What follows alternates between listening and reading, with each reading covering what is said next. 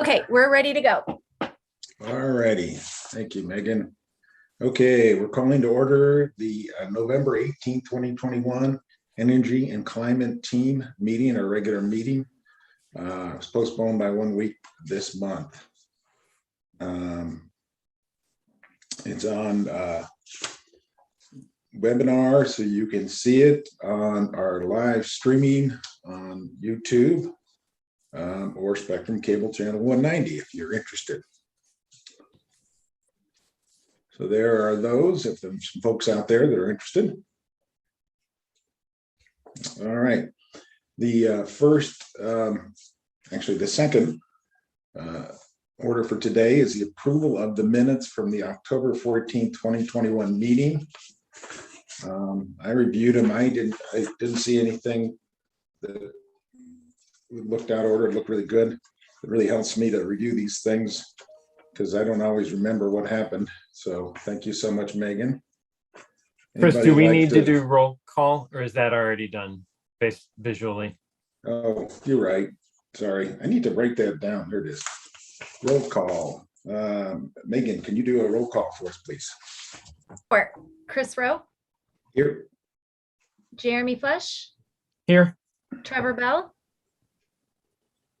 So Trevor has an excused absence today. Great, thank you. Brian Kearns. Here. Scott McNall. Here. Jonathan Carlin. Here. David Morris. No. Virgil Jones. I see Virgil. There you go. Ellis. And Ellis contacted me. He's going to be a little late, so we should see him shortly. okay, and then I don't see Aviv yet either. Aviv's got an excused absence. He contacted me earlier. And so does Amber. And so we do have a quorum for our vote today. Fantastic. All right. Thanks for that. All right. So now, does anybody wish to have any comments or suggestions on the meeting minutes from October 14th? Anybody wish to move approval of those minutes? I move that we approve the minutes from September. Or it's October 14th. October 14th, excuse me. Any comment or opposition to that? And seeing none, the minutes are approved. Next up are announcements and updates. I've got a few here, and then I'll open the floor in case anybody else has some. One of the ones, and one of the reasons that Aviv is not here today is a continued conflict with school times, and that's also why Ellis is also late. So we may get into this when Ellis is available, but I think we need to go back and revisit our regularly scheduled meeting times because the three students are, there's enough conflicts that it's problematic. It's not going to be easy because they start kind of late, but not so late we can have the meeting in the morning. They don't get out of school till 4, which then leaves into the early evening, which doesn't work for the city staff. And so we're going to have to do some work to try to figure out if we can adjust our time to make it work better for the youth team members. So we'll probably do some follow-up after today's meeting on that. One of the other issues, and I think probably Amber or maybe Megan can answer, is we still have one open seat that of Michael Dorhurst, the city or county employee. Is there any update on the filling that position? Megan, do you have anything? I do. I connected with, Amber about the vacancy in October, and her thought was to delay the opening since we just brought Jonathan on board, just in order to honor Jonathan's onboarding and get him squared away before we have another new person. So I will be opening the vacancy probably here in a couple weeks, and then we hope to have a new person on board in January. So I'll be sure to forward everyone the vacancy information if you have anyone interested. And we are recruiting for the city county member. So it cannot be just any member of the public. It has to be someone who works for the city or the county. Thanks for that update, Megan. That's perfect. I know. Chris, can I ask just one clarifying thing? So Megan, it can be any government entity. So like the city county health department would qualify, and a number of other kind of county agencies. Is that correct? Correct. Yeah. They just have to be employed somewhere within the city or the county. That's good to know. Okay. Yeah, there's a lot of these. Sorry, yes, city Transportation. government, not just anywhere, not just any place in the city, in the county. Correct. City government. They have to come from somewhere within the government. Okay.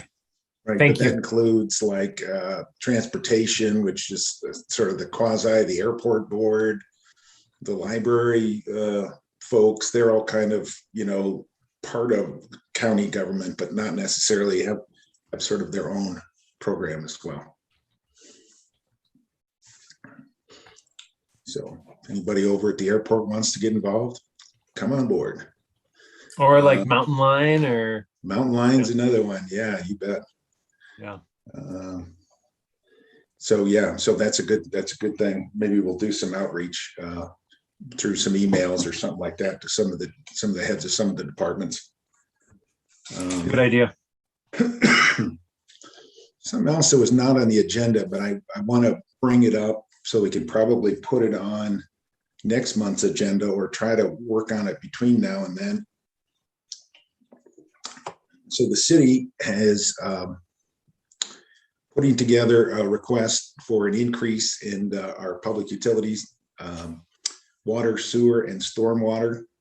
The city council just recently at one of their last meetings approved a resolution in support of that increase.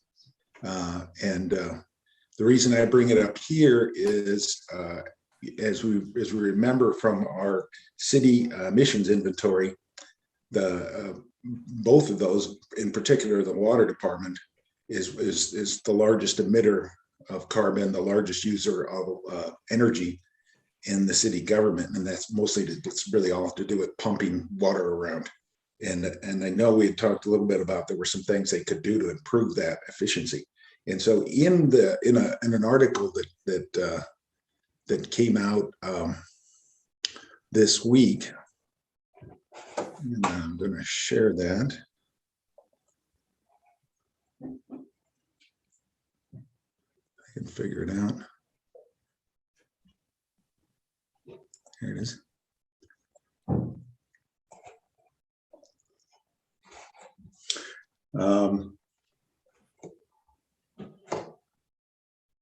No, that's not the one. That's something else. But anyways, I'm not finding it here right off the bat. But they do talk about in this article that one of the things they need to address is going forward is climate change issues vis-a-vis the city's policy to be carbon neutral. And so that will end up being part of their rate increase proposal, although I didn't see it formally in there yet. So what I would like us to do is to make sure we put that forward as saying, hey, listen, you guys said this, and we're going to hold you to it, whether it's a resolution or comments to their proposal, whatever it happens to be. But it's nothing we can act on this time around, but I think for next time, we'll put it on the agenda. So start checking out what those rate increases are and some thoughts about how those rate increases can result in reduced carbon emissions. All right, those were mine. Does anybody else have any announcements or updates? Lee, do you have anything? I don't think so.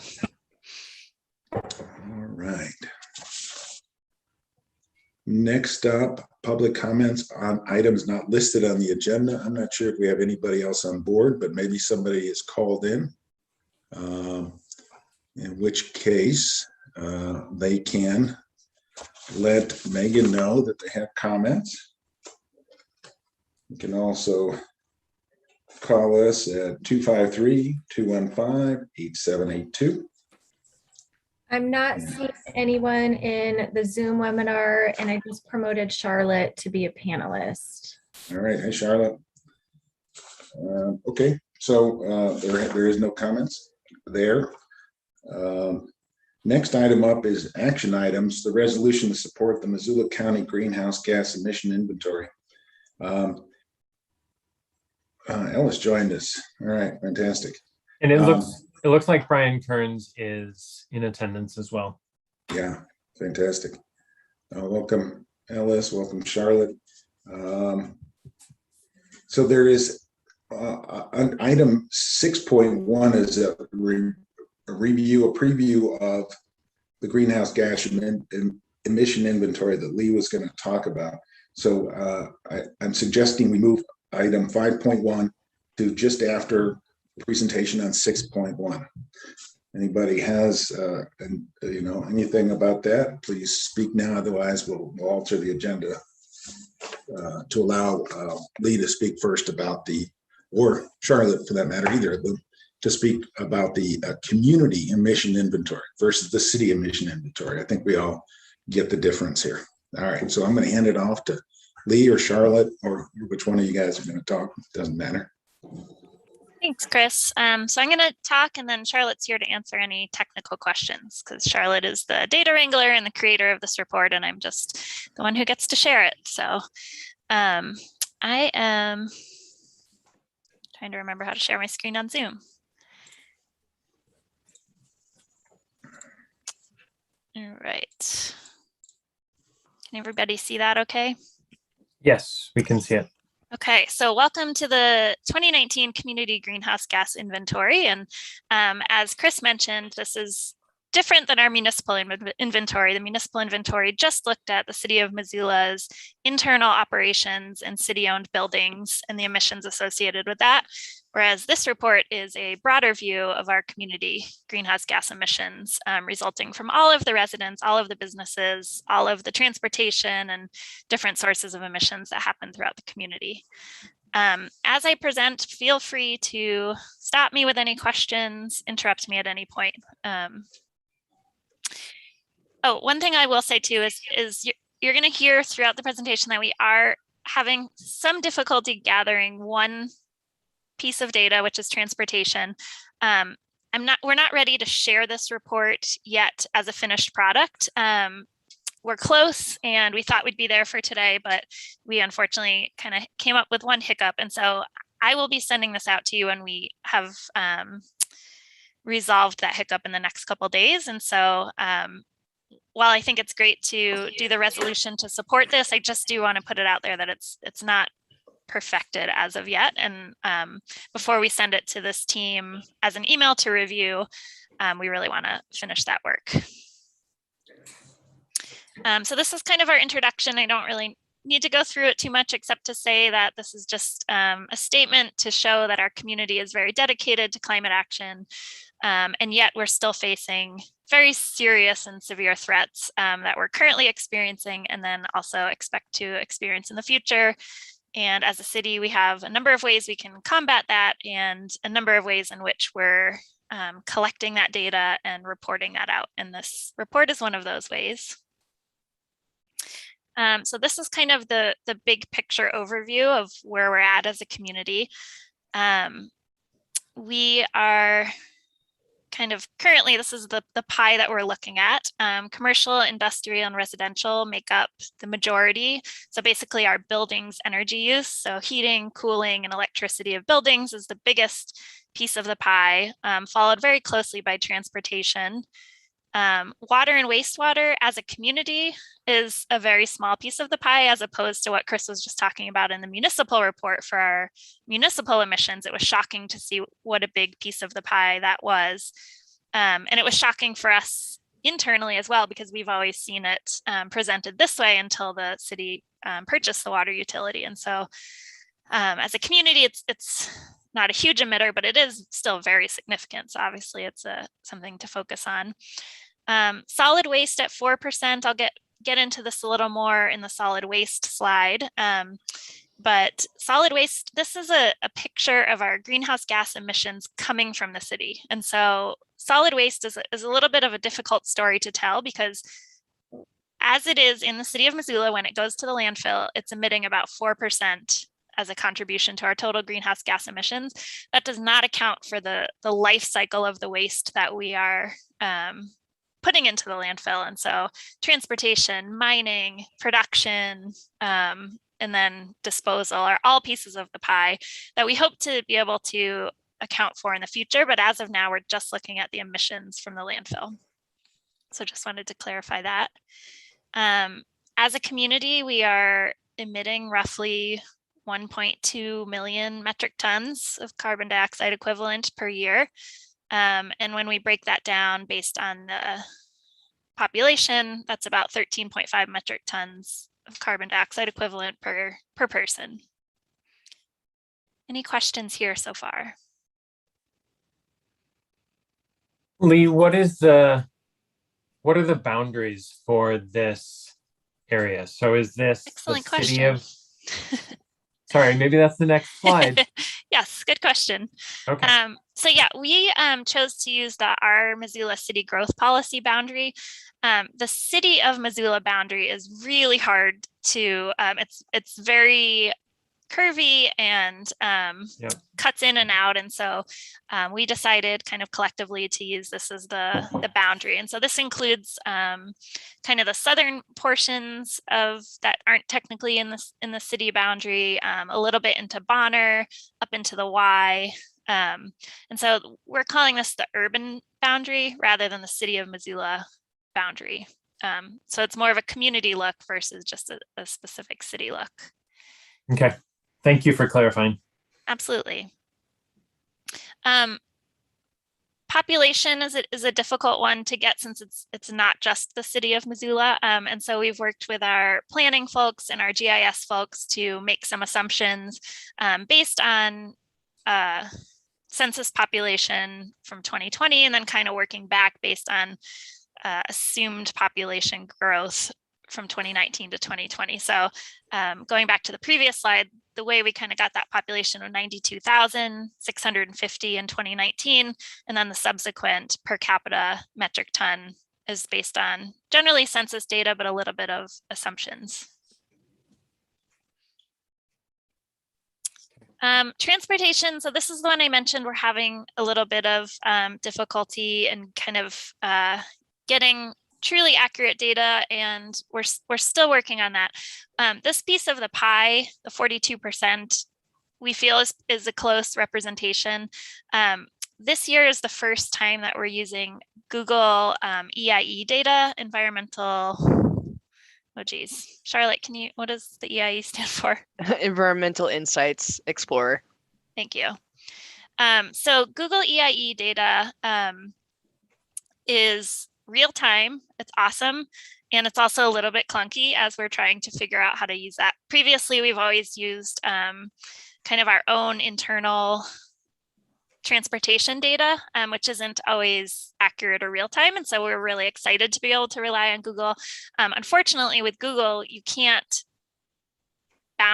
provide the boundary. And so the data that we've collected so far is just for the city of Missoula. And this 342 metric tons will change because we've changed that number a little bit more since then. This graph at the bottom is generally a good look just to really show that personal vehicles is the biggest contribution to emissions in the city of Missoula. Charlotte, do you have anything to add about how data is changing, or what we're expecting to change from this before we send it off to the group? Yeah, I think the only thing I probably should just say is that, like Lee said, this year was a change because we're using Google EIE. It is compliant to greenhouse gas emissions inventories. And that's why the program and the company we work with are opting for that option.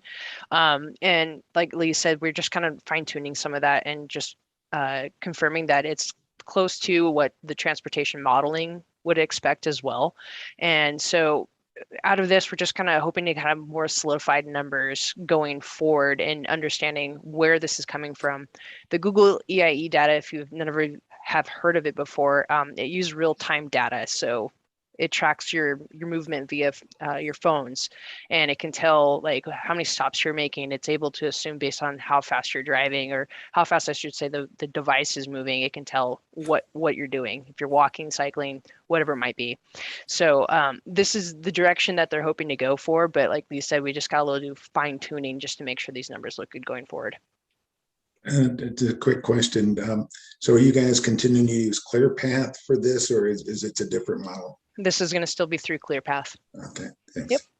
And ClearPath is able to directly incorporate Google EIE data from EIE to ClearPath with a click of a button. So that's kind of cool. Yeah, the biggest hangup is really just comparing city data that we can get from EIE with trying to make some assumptions about who else we should include into that boundary.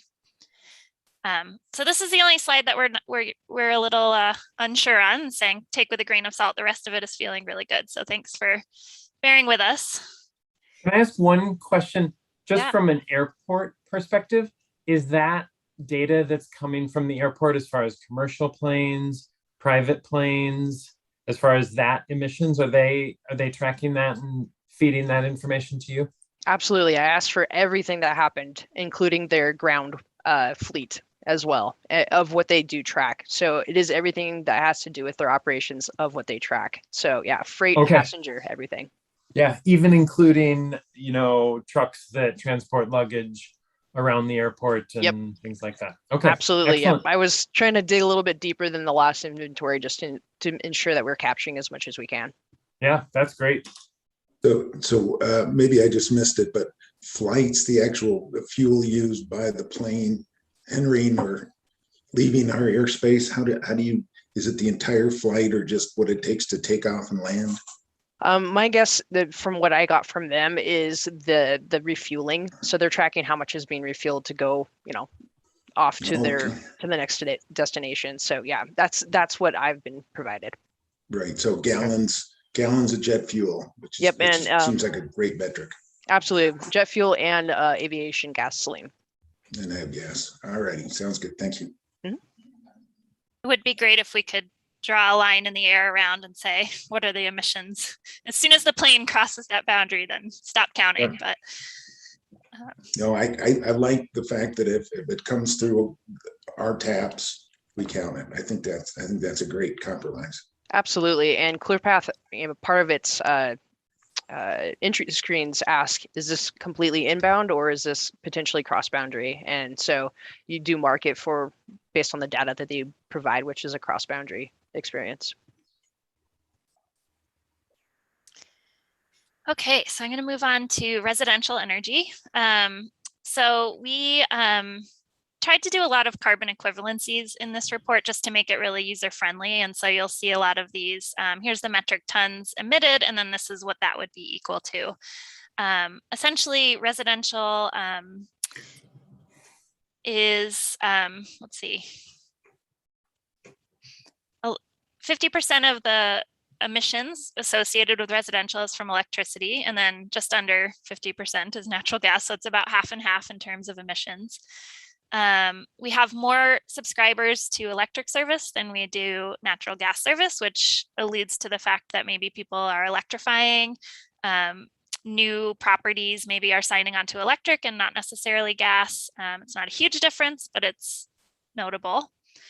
Is that data, sorry to interrupt, Lee, is that data that comes from Northwestern Energy and Missoula Electric Co-op? Correct. Okay, thank you.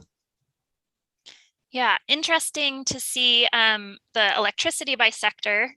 We made the decision to combine commercial and industrial, and I'll talk about that on the next slide. But when you combine commercial and industrial, electricity is much higher in that sector than residential. But when we look at natural gas, residential is actually using a higher amount of gas than the commercial and industrial combined. So when we look at the metric tons, when we look Just at a quick one. Yeah. Sorry, quick one. So we're still assuming that I forget what the number was, like 64% of our electricity is renewable. So it's the 34% or 36% that results in carbon emissions. Yeah, our factor sets are drawn directly from Northwestern Energy mixes, and so we have a pretty accurate look at what they are emitting. Yep. Thanks. So when we look at the amount of CO2 equivalent, that's equal to 57,349 passenger vehicles or 1,455 rail cars worth of coal burned each year. Pretty significant and opportunity to reduce. I like the fact that you provide a visual representation. So if you imagine 1,455 rail cars, that's a hell of a long train that of a lot of coal. So excuse me. Sure is. Moving on to commercial and industrial, the reason we decided to combine these is that Northwestern Energy in the past few years has kind of changed some of their qualifications for how they categorize certain businesses, and it's really dependent on what sort of energy they're using and how much. And so they've kind of moved some schools, I guess, into industrial and different things that you wouldn't necessarily think of when you think of the industrial sector. And so in lieu of trying to explain all of that and qualify all of that, we've kind of decided to combine commercial and industrial, which is actually kind of a standard practice in these types of reports. So the University of Montana is under the industrial then? There's a good chance of it. There's like a quick rundown that they use to break up the accounts, like residential is anything supposedly under 750 kilowatts. There are homes, especially newer homes, that do go over that are still considered residential. Commercial, basically it's anything under 1 megawatt, and industrial is over 1 megawatt. So it just is, it depends on sort of that mix, but also they want to identify what they call key accounts. And those are like your hospitals, schools, and stuff like that, that are going to fall a little bit more on your essential services side, accounts that they don't want to shut off unless they absolutely have to. And that's why they want to have those shifted into a different category. All right, thanks. Chris, just so you know, Brian has his hand up. I'm not sure. Yeah, sorry, I didn't want to just bump in. Back on the residential information, did that somehow account for solar on residential rooftops? Charlotte, maybe you can answer that better, but I guess it would, in that they would be using less electricity from the overall source. And so we're going to get into comparison later of the last inventory, which was done in 2014 to now. But I would guess that that's where it would show up, is when you're doing comparisons. I would agree with that as well. And based on the data that we're getting from the utilities, it's everybody's electricity that falls in their sector. So like Lee said, we should be seeing that difference in the comparison itself. Thank you. But that would be a great thing to highlight in the future, is to find out how much uptake we've had of solar, rooftop solar. That'd just be cool to know. Mm-hmm. So back to commercial and industrial. Again, you know, more drastic than residential, but we have more customers who are subscribed to electric service at 6,000 versus natural gas, which is 3,600. When we look at the kilowatt hours and the therms, we kind of pulled out some equivalencies there. So the kilowatt hours total used by the commercial and industrial sectors equal to 78,936 homes electricity use for 1 year. And when we pull out the therms for natural gas, we're looking at 133 million, almost 134 million pounds of coal burned each year. Pretty significant. And then again, these similar comparisons. So when you look at one page to another, significantly more use in terms of carbon emissions in the commercial and industrial sector, which we would expect. And when you indicate a passenger vehicle driven in 1 year, is that like recognizing that there's a wide breadth of efficient passenger vehicles compared to not efficient? Is that just kind of a median? Yeah, so this data comes from EPA has a carbon equivalency tool, and it's really simple. You just type it in and it spits out data. And yeah, they kind of quantify that it's a typical passenger vehicle. Okay, which certainly could change. Yeah, it's interesting to think about that. When we do another report, I don't know what the time frame is as far as how frequently these would be done. But at the next report, recognizing that the efficiency of a vehicle will hopefully have improved. Just from a comparison standpoint, we have to be careful that we're comparing apples to apples, not, something that's changed.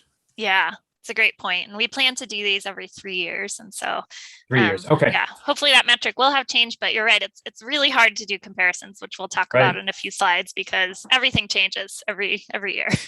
It kind of puts your brain into a pretzel very quickly of like trying to figure out all the different machinations as far as how things have changed. Yeah. Okay, moving on to solid waste. As I mentioned, this isn't a true picture of waste. When you do look at things like mining, transportation, production, and disposal of goods, the slice of the pie usually goes up between 30 and 40% of total global greenhouse gas emissions.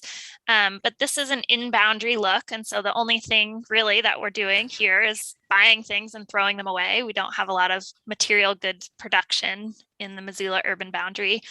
And so that 4% is not necessarily, or almost 5% is not necessarily accurate when you're taking a global account, but it is accurate for this in-boundary greenhouse gas inventory. With that being said, we wanted to share the amount of tons of solid waste going to the landfill. Below that is the amount of tons picked up by a hauler going to the landfill. So you can see that there's actually a significant amount of waste that is being self-hauled to the landfill, which is pretty interesting. So almost half of the solid waste is self-haul? Yep, and that includes commercial as well. Like if a construction business is hauling materials, as you can see below, construction and demolition waste is the most significant contributor to our landfill. Right. This graph below came from the 2019 baseline study that I guess it was done in 2020 for 2019 waste baseline study that the city commissioned. And this is a graph to show all of the materials currently going into the landfill, along with the blue, green, and orange, which represent materials that could be recovered. And so we could be really drastically reducing the waste in our city if we were recycling more, composting more, and recovering more construction materials. How do you identify how much is recyclable or compostable? So due to funding and the fact that we commissioned this study during COVID, our consultants, Cascadia Consult, had to do, so they're a nationwide company that does waste composition studies all over the place in different communities. Those are very expensive, upwards of $50,000 to $100,000, and we didn't have the budget for this project. And so we hired them to make assumptions based on what they've found in other communities. So to kind of put together all of the data they've collected to make these assumptions. And so this is based on actual waste audits that they've done in other communities where they've actually gone through and picked through the landfill and weighed and measured and looked at all the materials. And so these are some assumptions, but they're pretty accurate when you look across the board at materials found in landfills. Okay, thank you. Yeah, Brian, it looks like you have a question. Yeah, thanks. Can you elaborate a little bit on the recoverable construction demolition materials? Yeah, so one of the big pushes that the city is working on with Home Resource is to encourage deconstruction rather than demolition. Particularly in residential buildings, the current kind of norm practice is to knock the building down, put it in a dumpster and drive it to the landfill. And so these are things like lumber, steel, we can't really recover it necessarily in our community, but other communities are doing drywall, asphalt, shingles, all types of construction materials that are currently just kind of being demolished and sent to the landfill.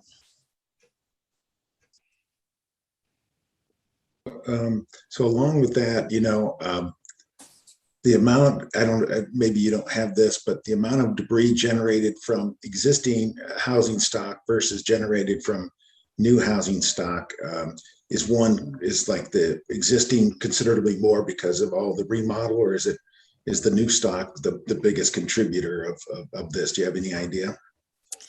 I don't necessarily have the breakdown. It's kind of usually lumped together as deconstruction versus construction waste, and on the job construction waste is a fraction of the amount of material going to the landfill as the demolition industry of just knocking buildings down. And so it seems anecdotally in our community that we're knocking down old houses and building new ones versus, the construction waste from just taking a raw piece of land and building a new structure is much smaller. Gotcha. Scott, you have a question? Comment? Yeah, it's actually just an observation. Republic is one of the biggest garbage companies in the United States. And elsewhere, where they have to bid for services, they are able to provide much more in terms of recycling than is currently done. I've raised this point before. You are not going to get to where you need to be without a franchise system. Yeah, and I hadn't heard the results. There was a hearing that the Public Service Commission held a couple of weeks ago. There was a competitor looking to come into Missoula. They'd looked a few years ago and were not successful with their bid of becoming a competitor in the city. I don't know what happened. I'm guessing, I haven't heard anything, so I'm guessing maybe it wasn't successful, and that Republic continues to be our only service provider currently. Yeah, it's interesting, and this a discussion for another day. But because our solid waste sits under the PSC, it's supposed to help us not being gouged or having 50 different garbage trucks go up and down our street. But it limits us, because one of the things that I have posed over the years is that the city should go into oversee solid waste and recycling, and then contract out to a third party to operate it or something like that. And there's issues with this PSC regulations that may limit that. And so in some ways, by having a system that's supposed to protect us, it really limits us. But again, a good discussion for another day. Yeah, city-owned landfill would be helpful. If the city owned the landfill, the city could ban certain materials from going there. There's a lot of ways to achieve the goals, but it's lack of local authority and lack of funding. I think that usually part of the conversation.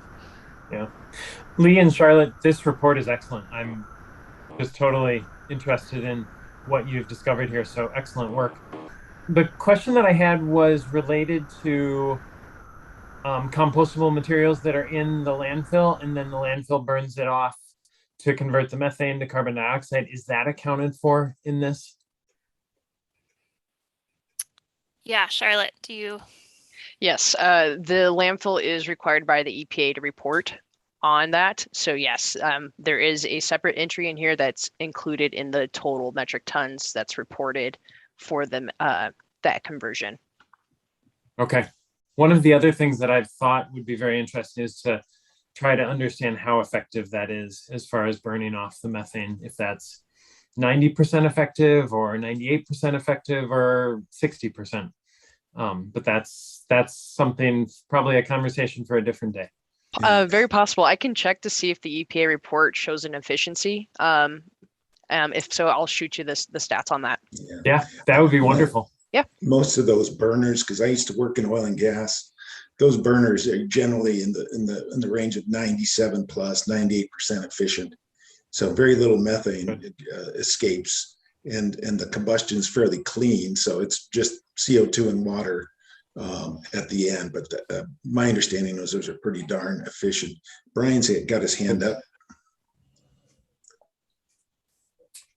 Yeah, we were talking before about waste haulers, and I have to double check, but I'm pretty sure I don't manage it, so I'm not 100% sure. But the university bid out its waste hauling, and we had a competitor that. Hey Brian, I'm gonna interrupt you. Could you speak up a little bit, please? Can you hear me better now? Yes. Okay, sorry.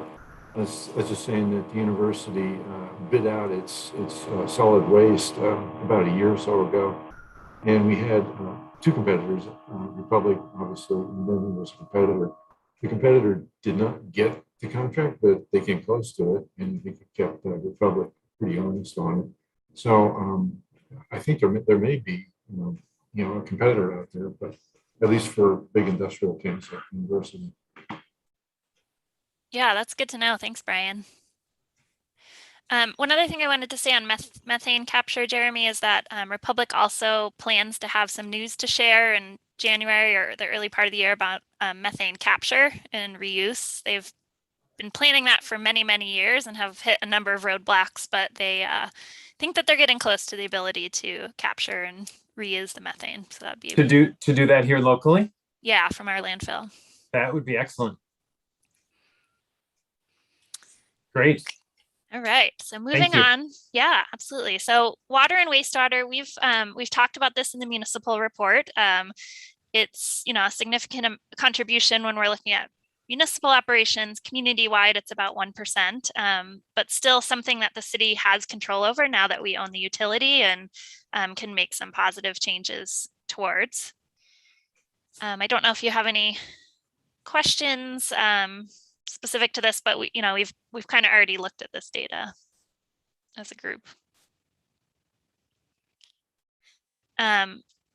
One thing that we've added this year is the ability to account for carbon sequestration by our urban forest. So this again is a little bit of a funky look because we are only able to kind of look within the urban trees within Missoula city limits. So there is potentially more carbon sequestration going on when we look at the urban boundary, but this is the number that we were able to get, and we are happy to be able to include some carbon that's sequestered rather than emitted. And so that's pretty exciting. And we're hoping that in the future that we could account for grasslands and agriculture and open space as the city works to reduce pesticide use and encourage healthier soil growth that would then sequester more carbon. Sorry to interrupt again. I know I've had a lot of questions, so just feel free to tell me when I've used all my questions up. Is this using an average for trees, or is this accounting for the different carbon sequestration that happens for different trees? I know that's kind of a in the weeds question, but I'll throw it out there. I'll keep it a little bit higher level.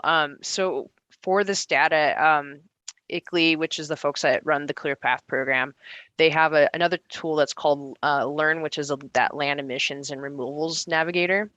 And I'm able to upload the GSI file for our boundary, and then it makes assumptions because we would have to have our particular data set already loaded in their system. So I had to pick a similar region location, which the choice was Boise because they have similar trees to this area.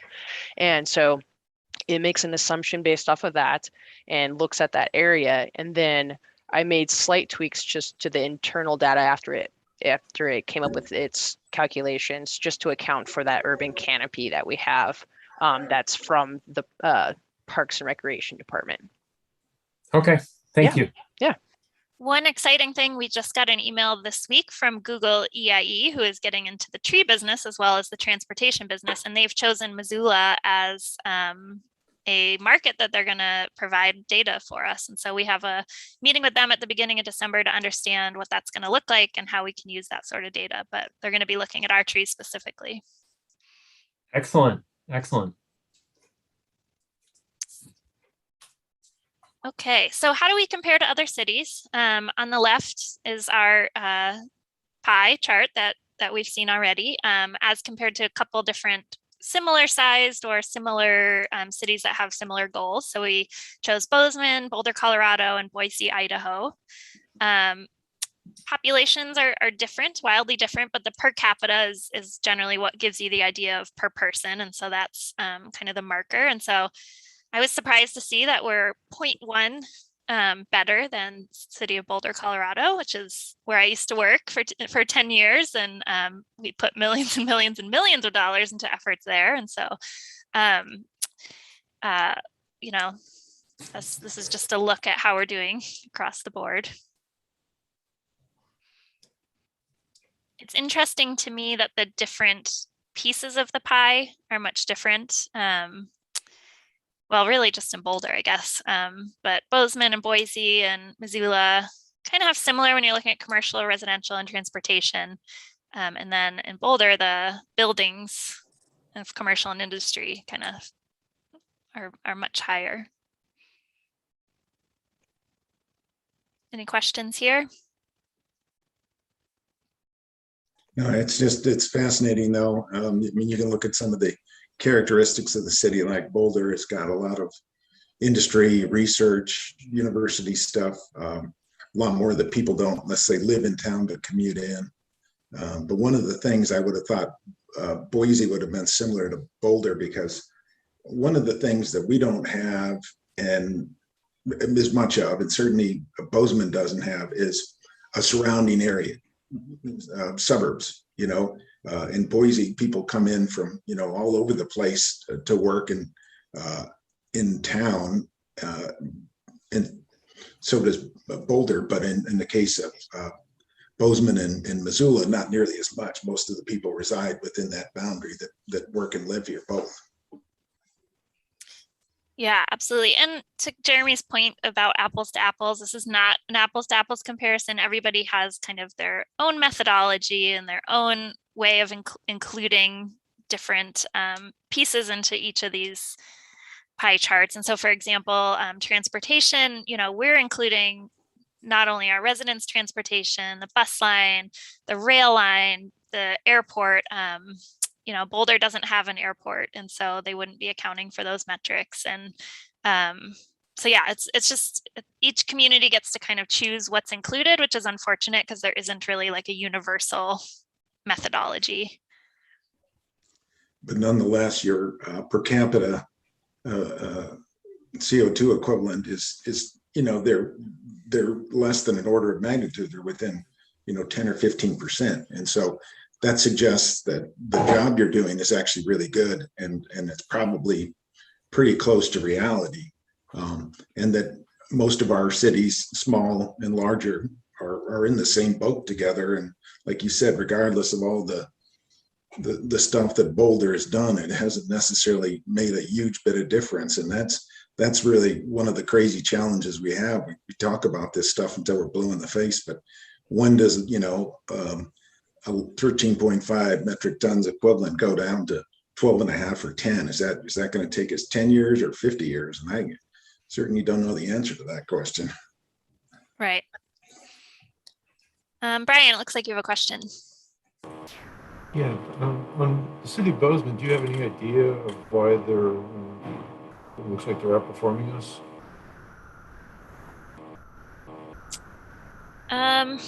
In terms of The per capita. Yeah. I don't know. I haven't really read through their report. We just kind of pulled some big picture stuff.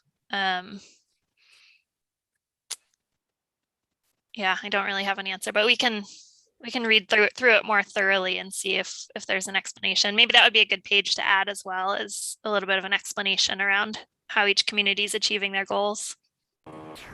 Yeah, I think it ties into Chris's comment earlier about like, well, what's actually the difference between, a 1 point decrease per capita, is that really significant, not so significant within the margin of error or whatever?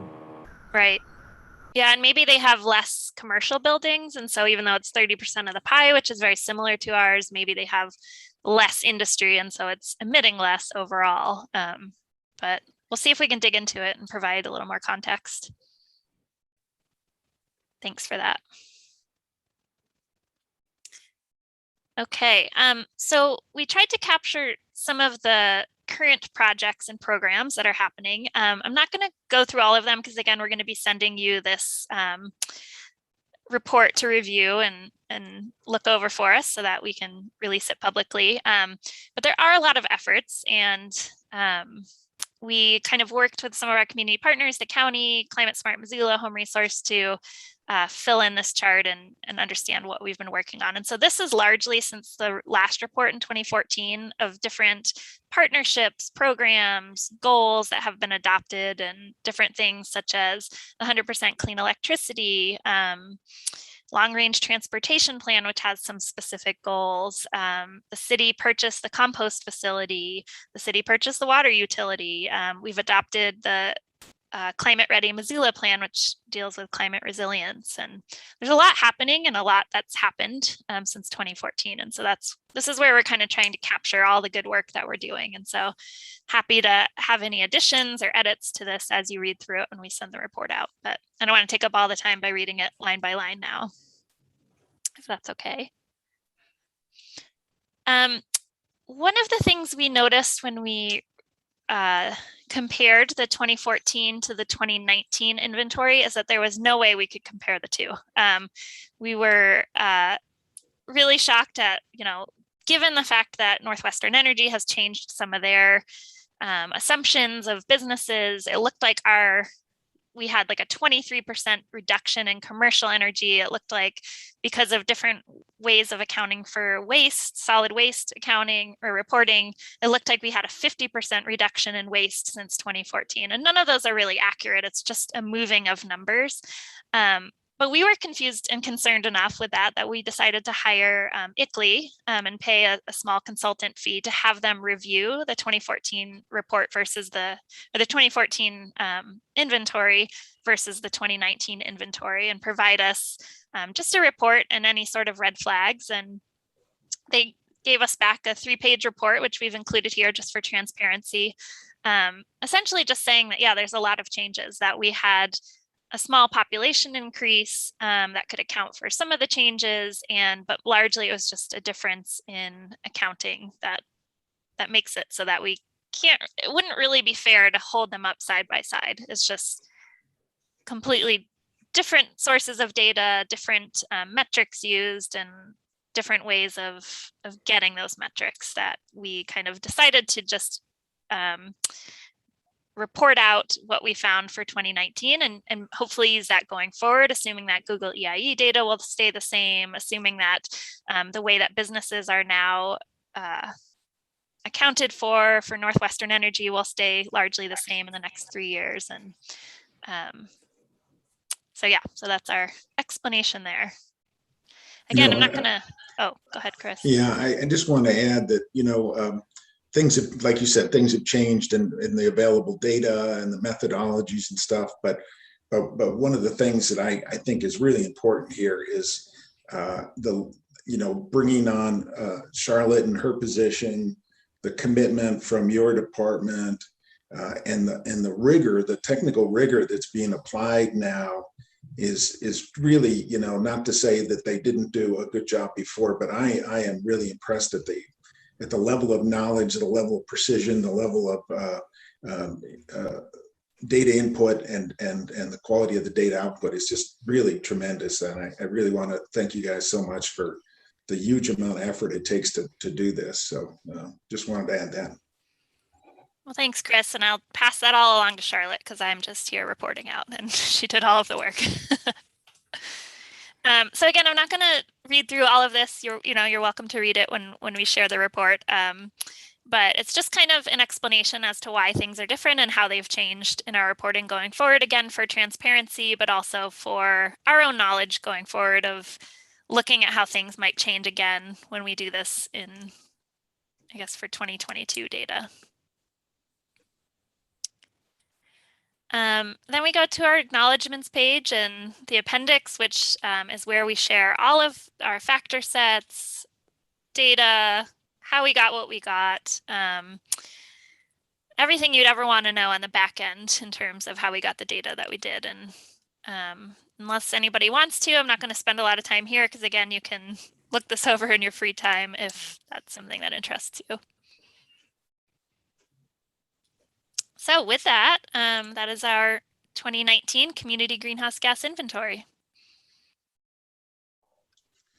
One of the things on that core data with the last one, the city one, I know you guys were able to send a spreadsheet that was able to provide us a little more of the inputs. Not that that appendix doesn't have a lot of, but I know there's additional ones and gets into slicing up the different transportation or whatever.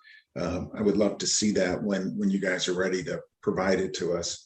And maybe I'll ask you, Lee and Charlotte, when you guys get this to the point where you're ready to release it, what is it that you want this team to do? I know we provided a bunch of feedback at the last time, but given that process, what are you looking for us to do with this next process?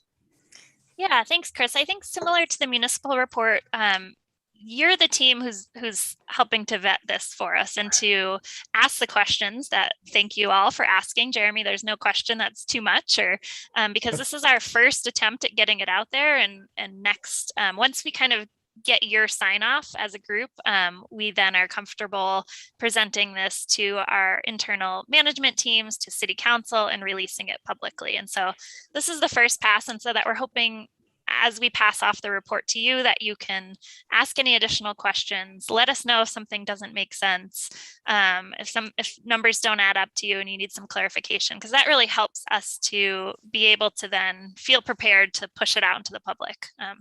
So you're our guinea pigs, essentially, and we appreciate it. How soon do you expect the report to come out? And then how soon do you expect it to go to other organizations, including city council? I'm hoping that by, we would be able to send it to you by mid to late next week, and kind of get your feedback so that we can start after the holidays, kind of early December, doing the internal stuff, present it to city council in whatever way, maybe after the new year, and then push it out publicly on our website at that point. Okay. Thank you. Yeah. It's great, and I think like the other report, the city one, it's going to lead to not only the use of the data and the access to it, but what areas we can target or should target, and what elements within the subsets of data that really will get us the biggest bang for the buck. What can we afford to do? What can we encourage the university, the hospital, all the big employers to do various things like that, working with the landfill company, obviously. And so it leads just to a huge number of opportunities. And I know in our team, at least for the moment, we're trying to focus mostly on what's going on within the city, and that's got our plate more than full. But one of the things that we want to do is help educate the community and help roll this out with you guys, so that when it gets to Climate Smart Missoula City Council, Missoula Chamber of Commerce, on and on and on, please let us help you do that, because I think there's going to be a huge amount of interest in this, and it can kick off a lot of opportunities. Scott, you have something for us? Yeah, Lee, this is as several people have noted, this is a fantastic report and a great leap forward from the 2014 report.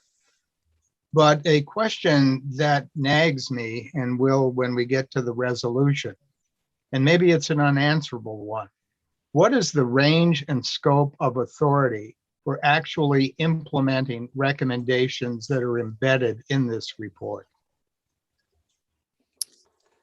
Yeah, that's a tough question to answer. I think when we talk about things like 100% clean electricity, which would drastically reduce our emissions,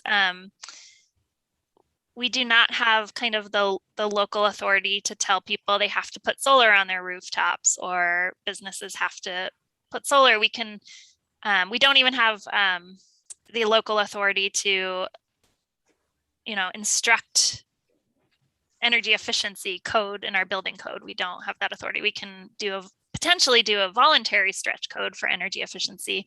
And so with that said, there are a number of different avenues to reach a goal like 100% clean electricity, or zero waste by 2050. It requires a lot of capital, a lot of voluntary participation, a lot of education, and a lot of flexibility in figuring out the different pathways. So currently we're still, partnering with Northwestern Energy, trying to figure out how do we get the opportunity to buy into 100% clean electricity for our community. If that doesn't work, if that partnership proves to be impossible in whatever way, what is the next thing that we can default to try to still achieve that goal? And then kind of going down the line. And so it's really hard to answer that question. It's the challenge of our time. We're in a climate emergency. There is no other time to be working on this, and we have to be making drastic, sweeping changes. And I think, unfortunately, I guess, because we don't have the local authority to enact policy per se in a lot of these areas, we have to work together as a community to achieve them. Well said. Yeah, it's particularly in a place like Montana, it's going to be substantially voluntary. Hopefully, resources be provided by the federal government, but in terms of getting a state mandate to make Northwestern Energy, shut down, coal strip or whatever, it's just simply not going to happen. But within the city, where we do have a lot of interest and a lot of motivated folks, if they have the knowledge, the information, and it can help lead them to it. And I know voluntary is never going to solve all the problems, but boy, we can at least get a good start. At least, that's my hope. So anyways, back to you, Scott. Yeah, real quick. Thanks for answering an impossible question. There have been a lot of reports. This is the best one out there. But I think it's really critical to help people understand in our city what the barriers are and where they exist, and who would have the authority to advance some of the goals that have been addressed. Because this committee can focus on education, but this committee does not have the scope or range of authority to do much beyond cheerleading the efforts of people like yourselves.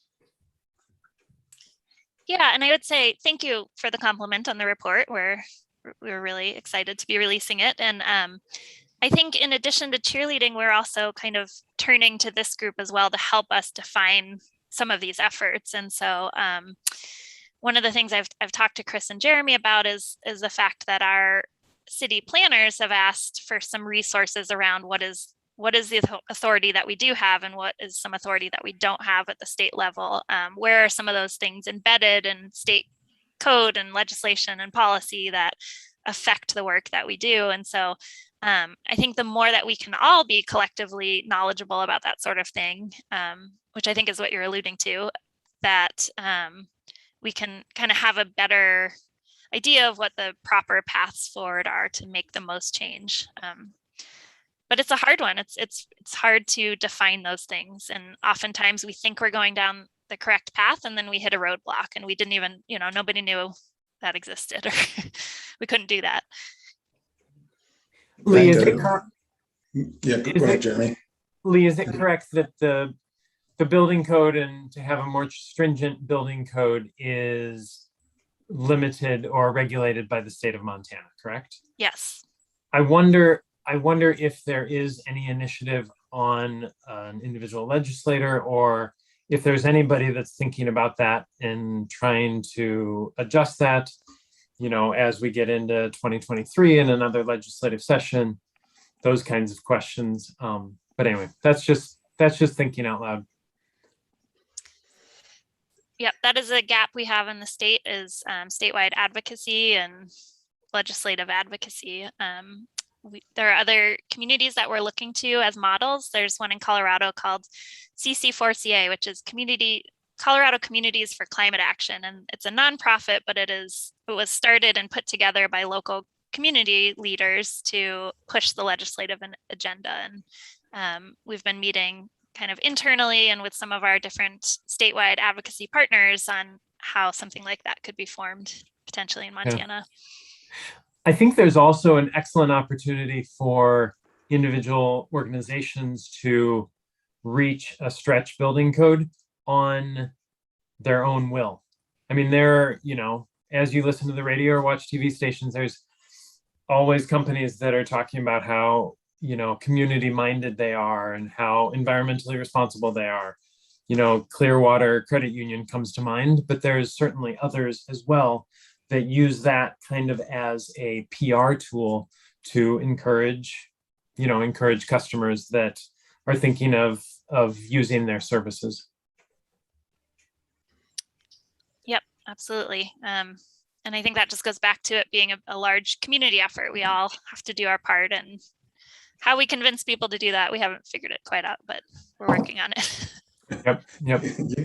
You and everybody else, it's volunteer efforts have their limits, but that's what we have right now. And so that's what we'll work on. We do have, a little bigger hammer with the city itself because of their commitments, their policies. But outside the city government, it becomes very, very much more challenging. But everybody else may have their own commitments. We know the University of Montana does. We know that, the Providence healthcare systems, that they've committed to these things. Now, whether they're going to actually put pen to paper and write a check, that's another matter. But, many of our organizations have these commitments, and we just need to help them bring them to fruition. All right. Any other questions or comments? That was tremendous.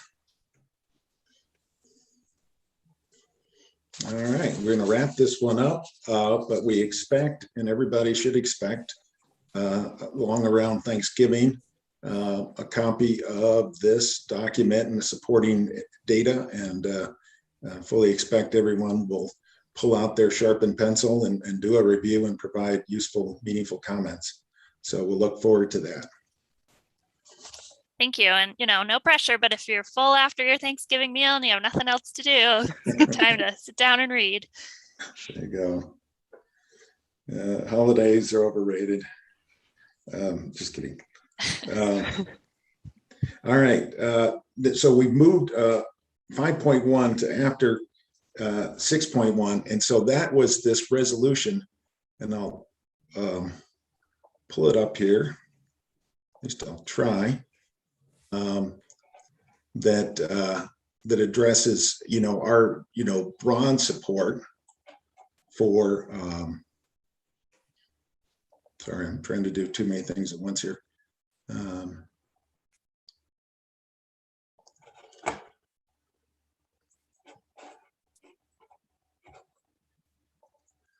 That at least, from a broad standpoint, attempts to support this. And I know we could wait until the next meeting, but even though you're not quite ready to release it, and this doesn't really, this gets to Scott's comment, there's only so much we can do, but this is one of the things we can do, and we can send this to the city council, get their attention and get them ready, send it to the city administration and get their attention, get them ready. But this is a resolution, our second one of the year, the resolution in support of the City of Missoula community greenhouse gas emissions, and I think that's spelled right. If not, we can adjust that. And our usual whereas, like the 100% clean electricity and the carbon neutrality goals, and whereas the city engages in energy conservation and climate-related commitments and so forth. And whereas the objective of our team is to aid in the community-wide education and communication of energy efficiency opportunities. And whereas this emission inventory helps to guide the implementation of the Community Climate Smart Action Plan, the main document that we use to move forward. And whereas the city of Missoula continues working with all members of the community to reduce our carbon footprint. Therefore, let it be resolved that the Missoula Energy and Climate Team hereby supports the 2021 completion of supports the, and I think that date needs to change, 2019, in broad dissemination of the city of Missoula community greenhouse gas emission inventory. So it'd be the 2021 completion. I don't think I've got this wording right. I'm gonna change this to supports the completion and broad dissemination. And do you guys call it the 2019 community emission inventory? I mean, what is the title of that document, of the report, of the inventory? Yeah, I think either 2019 City of Missoula or City of Missoula 2019 Community Greenhouse Gas Emissions Inventory. All right, got that. All right, so with that, I'm putting this open for discussion or other action. So here, let me stop sharing so I can see what everybody else is doing here. I move to adopt the resolution. Thank you, Scott. We have a move to adopt. Do we have a second or any further discussion? Second. We have a second. All right, we have a move and a second. Do we have any further discussion on this resolution before we vote to act on it? We'll see you none. Megan, can you call the roll on this? And thankfully we do have 5 members, so we do have a quorum today. Absolutely. And before we take the vote, I just want to note that there are no public in attendance to make public comment on the item. Chris Rowe? Aye. Jeremy? I'm in support of the resolution. Brian? Yes. Scott? Yes. Jonathan? Yes. And the motion passes.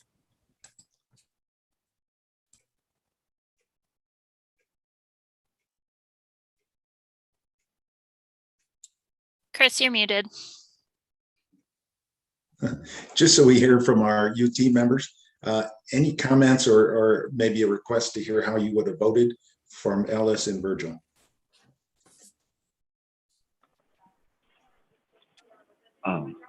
Sorry, I can't see, for some reason I can't see the gallery view, so I don't know if Virgil was about to go. You're fine. Sorry. I would have voted aye. I found it to be very startling data, but very impressive in the depths of the way it was gathered and all that. So I thought it was very informative and will be incredibly useful. Thanks, Ellis. Thank you. Virgil?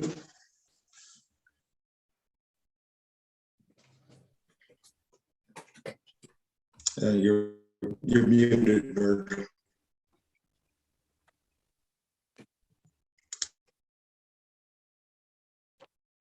You're still muted.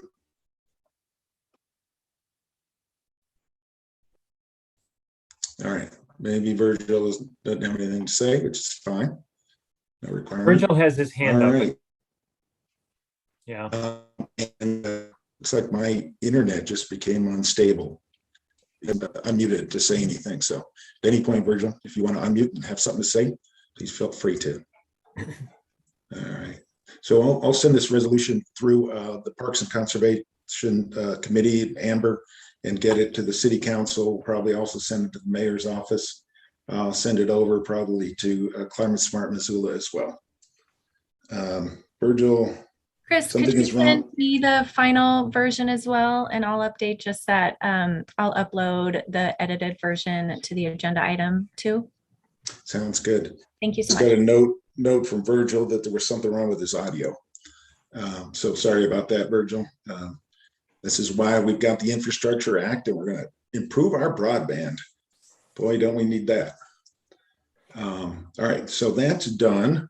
We're up to item 6.2. This one is the proposed clean energy specialist position. This team has not heard about this, but what we did discuss previously was the budget for this coming fiscal year that we're now in. There was a last minute of addition of $100,000 to address climate change issues and resiliency issues, climate resilience. And so there was a question as to what was going to happen there and whether that money was going to be renewed. And the idea was that the hope was that it would be renewed. That was the expectation. And so Montana and Lee and others have discussed what to do with that money. And one of the things they're proposing is a clean energy specialist. So I'm going to hand it off to Lee to talk about that idea and where that process is. Thanks. Yeah. So it's been great, a great discussion to have some funding and figure out where it's going to be best spent. And the funding was specifically coined as capacity building funding. And so having some discussions around what does that look like with a one-time capacity building funding opportunity versus the potential for ongoing. And so we are in the process of working through the city council process to allocate $40,000 of that $100,000 to hire a clean energy specialist for this year, with the kind of ask, even though city council isn't formally voting on ongoing funding, but with the ask and assumption that by allocating the $40,000 for this year, that we would then include that in the baseline budget for years going forward. And so we are in the public hearing process for that. City council kind of heard the motion on Monday night, and we'll be voting that through on the 29th of November. So in another week and a half. We do have the posting live, and so we are currently recruiting for a member. So I'm going to share what that looks like here. So we're hiring a program specialist too, which is the same as my position. And so it would kind of be a position that is working in tandem with me. I would get to push off some of the clean energy pieces, which is kind of the one area we've identified as a need and a gap in our current capacity, is to really focus on the 100% clean electricity effort and to hire somebody specifically with that knowledge and experience to push that forward. By being able to take that off of my plate, I can then focus more on the internal City of Missoula climate action work. We can add, for the first time, the City of Missoula can focus on resilience and looking to the future, given the known effects of climate change and how we build a resilient city and community. And focus more on the zero waste piece as well. And so, so this person, we're hoping, will be an expert in clean energy. And there's, some core duties and responsibilities, starting with the 100% clean electricity initiative, assuming we achieve that by 2030, as we have set out to do, then looking past clean electricity to carbon neutrality, which is kind of the next step in the goal of climate action in terms of energy. And so some of the responsibilities are working internally, community-wide, statewide, looking at areas of working with the utilities, working with renewable energy, energy efficiency, electrification, related initiatives to achieve 100% clean electricity, working with the partnerships that the city has created over the years in those different areas. And we're really looking for somebody who has some significant experience working in energy policy and on energy programs with a focus of renewable energy and energy efficiency. So we are confident that this will move through council on the 29th, which is why we have posted it here. Priority screening will start on November 23rd. The position does not close until we've hired somebody. And this is a tall ask, I think. We've recognized that given the position and the pay scale that we're asking a lot, but we're hoping and confident that the right person will come through. And if any of you have suggestions or would like to pass this along, we would really be grateful. Just to quickly add, once we've moved through this process, there's still $60,000 to be spent for capacity building in this fiscal year, which ends at the end of June. And so we're also kind of concurrently reaching out to our community partners, Climate Smart, Home Resource, and others to kind of envision and brainstorm around what the best use of that funding would be, and kind of recognizing that it's specifically allocated towards capacity building. So that means kind of taking some of the things off of Charlotte and my plate in terms of things that we need to achieve that we don't currently have the capacity for or currently don't understand how to get to the goal. And so whether that's hiring consultants to help us plan roadmaps or those sorts of things, we really want to focus on the implementation piece. So yeah, it's as vague as it sounds when I describe it. And so we kind of have not defined that yet, but I'm certainly willing to and happy to keep this group in the loop as we have those conversations. Just a couple of quick thoughts. One is, let's just pay that person more money and use some of that. We need to make sure that people who work in the city have a livable wage and can afford a place to live. So I'd recommend you up the wage, but I don't know if that's possible, but I understand that's an issue. The second thing, in terms of capacity building, again, maybe it's just me being a little selfish. Building the capacity involves training yourself in Charlotte further. So some of that money should go to you guys taking courses or attending events that will expand your capacity. And the same could be said for our team if we wanted to do a little training, bring in somebody or just be involved with someone. It may not even cost us any money, but expand our capability as well. So that just a couple of quick thoughts. Looks like Scott's got his hand up. Chris must have been reading my mind. I don't know how he did that.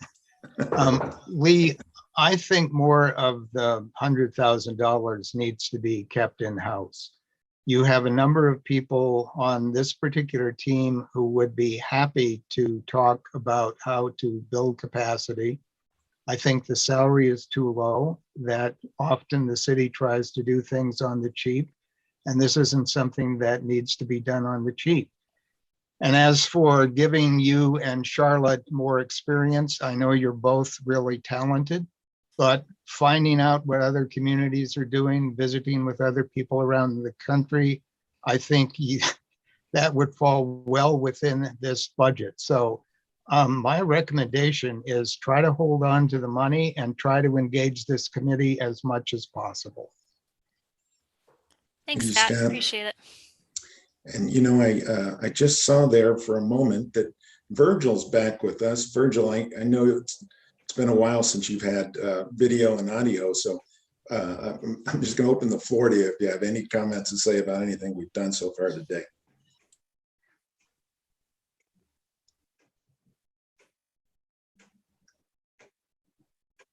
Oh, well, I can't hear you, man. I tell you what, I think, first place I'm going to send some of my infrastructure money is to the Montana County School District. Man, sorry about that, Virgil. We're selling our kids short by not spending enough money on broadband in our school district. That is for darn sure. Sorry about that. So anyone else have comments about this position?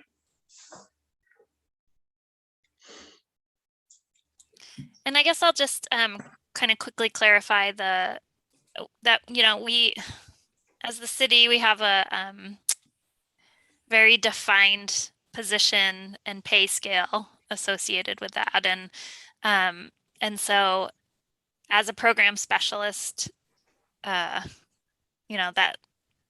is the pay, and it is what it is, and that's kind of what we've gotten as far as we've gotten through our HR and admin folks is that this is what it is, and there's opportunity for growth and development and all of those sorts of things, but that this is the position posting went through a formal process of review, and that's where it was placed. And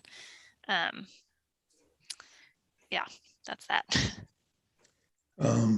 So in terms of moving this forward, the time is short. So what I might suggest is that each of us individually reach out to your city alderman, or work through Amber in your own personal capacity to support this position, to support better pay, and in particular, make this money a recurring pot of money in subsequent years, if you feel comfortable with that.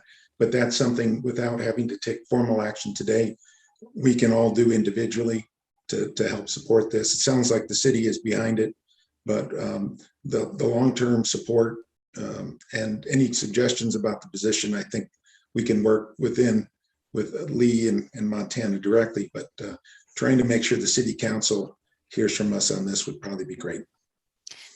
And one other thing I just want to clarify quickly, Chris, is that the 40,000 is what it takes to hire the position for the rest of the year. That's not the pay. The pay was listed in the job description. It's $25 an hour. So. All right, sounds good. And does that come with benefits? Yes. Good. All right, so we're going to move past that. I think everybody here supports it, and I encourage folks to follow up. Next up is the update on the team member Capstone project. So Jonathan and I and Jeremy's been involved and met with Ellis and Virgil and Aviv and to discuss what sort of project might work best, and if this is something the students or youth team members were interested in. And so we learned, a few things. One is, yeah, they would like to do something like this. It can't involve too huge amount of work because they're all pretty loaded anyways. They want to do it as a team, which is great. And then last of all, they picked the poplar farm as the project to work on. And so we're going to engage Gene over at Wastewater to start talking about that. We sent out some information. I've been a little remiss in getting my proverbial act together, but I'm committing to doing more.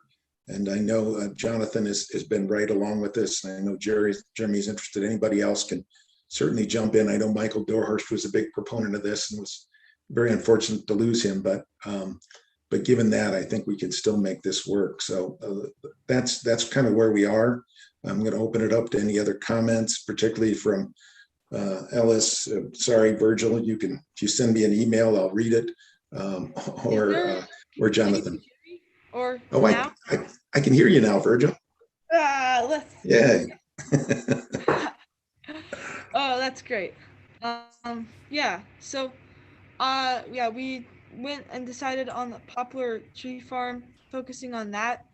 Hard to remember, a few weeks back now, but that just seemed like a really interesting idea to see how that project could continue. It seemed like it was really helpful, having all those trees, but I don't know if it didn't seem sustainable for them. It wasn't making the money to have trees. So we were looking into I think we would need to look into other possible crops other than trees. Yeah. Well put. Jonathan, do you have any thoughts about moving forward? I think it's I think it's exciting, and I guess I'm kind of looking forward to the next steps and to see sort of what would be a good manageable chunk we can bite off of. What's a pretty big, there's a lot of different directions we could go, but I think this will be a lot of fun. Great, thank you. Jonathan, Jonathan and Chris, I agree. To just kind of focus in one particular direction makes a lot of sense. And my apologies that I wasn't able to attend the meeting previously, but I am super excited about being involved and think that the poplar plantation or poplar farm, what becomes of it could have a huge impact from a carbon sequestration perspective, as well as, capturing some of the things out of the wastewater treatment plant before it goes into the water. Right. One of my other comments unrelated to that is, our youth team members are going through a sort of a guinea pig year. This is our first year, and so we're learning what works and what doesn't, like team meeting times and how to go about trainings and projects. And so I appreciate them sticking with us through this first year, but it'll all help us continue to improve that process going forward. All right, with that, moving on to 6.4, update on the development of the climate lens and set upcoming goals. I know that we haven't done quite as much as we wanted, but I think now is as good a time as any. I talked to Jeremy earlier, and he's welcome to come jump in and about our discussion without getting into too many details. I think the best way to approach this right now is to have Lee provide us with questions or documents and asks us as members of the team to respond or develop written information, respond to things so that we can get this moving instead of trying to set up meetings and committees and all this stuff. We're just going to put that aside maybe. And I know I'm just throwing this out to Lee and let her talk about it, but just to get it going, let's put some stuff out online to the interested parties. And I believe there was 4 members who signed up for that so that we can get some support to Lee going forward. So Jeremy and Lee, please jump right in. I can jump in big picture, and I guess the problem is that it's still a very conceptual idea. What is a climate lens? What would that look like?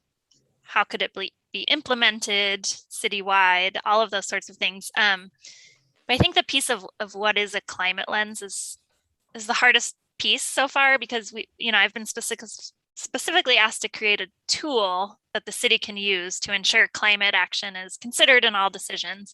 And so I think kind of maybe the first step is to understand what types of decisions the city makes, and then what are some continuities across decision making that there could be a point at which climate is considered, and then what sort of tool could somebody use in order to consider it. I think it's still so conceptual in my mind that I don't maybe have specific questions yet, and that's where I'm turning to the energy and climate team to help brainstorm around what that could look like. But Jeremy and I have chatted a little bit, so I don't know if you have thoughts.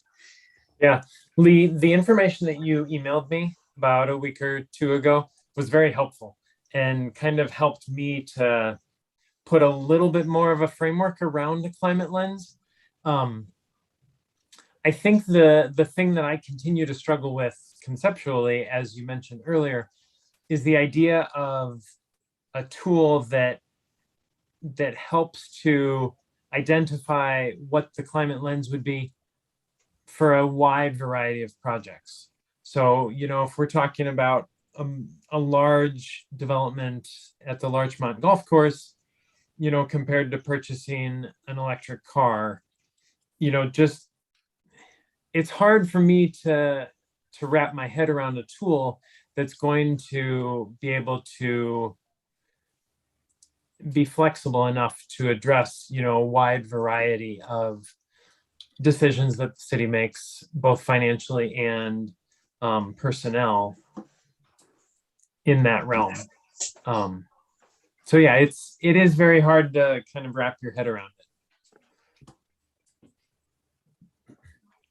Do you think part of the climate lens is going to just be, I guess, a bunch of maybe separate or a few sort of separate unrelated tools? So say one for vehicle purchasing, and then maybe that might be more kind of quantitative, something almost like an Excel sheet. And then another tool that might be more sort of qualitative based on, I don't know, say zoning considerations or something like that. I think that there's room for that for sure. I think because there's different ways to achieve the goals, right? Some of them, it could be a straight policy, like a purchasing policy would ensure that people are purchasing in an environmentally responsible way, but that doesn't necessarily touch any of the other decisions. And so, yeah, there's policy, there's a tool, and then there's potential for carbon accounting or putting a price on each, metric of carbon, and then attaching that price to the actual purchase or decision so that people have to justify when they're asking for funding. So yeah, yes. Brian, it looks like you have something to.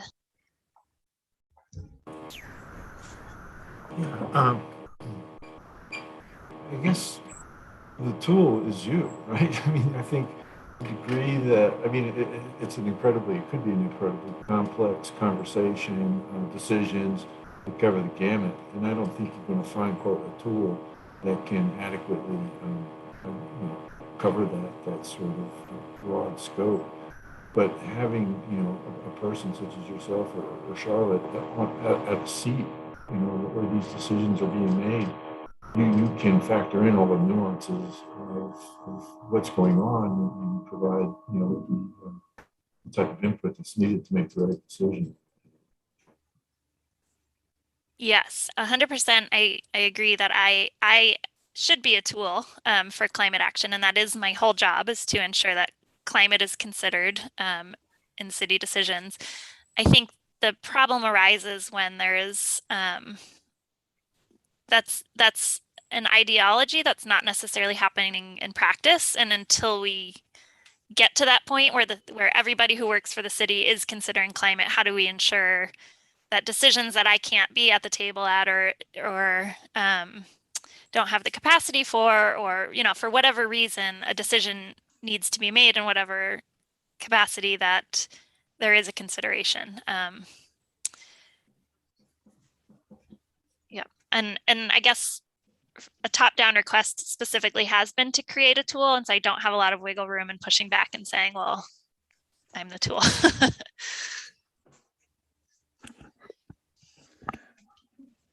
Very good. Yeah. So I mean, you're right. So just, one of the places to start is because we've got all these different options is some diagramming, and I think a little brainstorming kind of idea where we start putting boxes and filling in boxes. Small purchase, large purchase, policy, risk assessment. Cost, and start building this from a conceptual standpoint, because we have to do conceptual, but we have to start putting some things down on paper. And what comes to mind is, a diagram. So at least you can identify the pieces, and then the boxes, how they connect and what leads to what. And maybe over here you have purchases on this side, and this side you have policies, and somewhere in the middle you've got compliance, or I like the idea of risk assessment. You don't have to use that word, but climate assessment, it's a sub tool, things like that. And so I'd be glad to sort of take a first cut at a diagram and send it out, and maybe get folks thinking about it that way. And maybe at the next meeting, if we have something put together, we can pull it up and actually have everyone comment on it. It's just a thought. Chris, if you want to start off with a diagram, I think that would be excellent. Yeah, I'm just trying to think, how do you do strategic planning? And usually you bring somebody in and you sit around in a room and you start drawing on the whiteboard. And that seems to be like what we need to start doing. We may not be able to do that between now and the next meeting, but if we can put something on paper, that'll give us something to respond to at the next meeting. Right. So I'll put that down as an action item. We know who the folks are that are interested, so we'll be emailing them out on that. I think it's important, at the beginning of the meeting, we talked about the public utilities rate increase. And so how does that fit a rate increase? I mean, that's completely different than anything else we've talked about.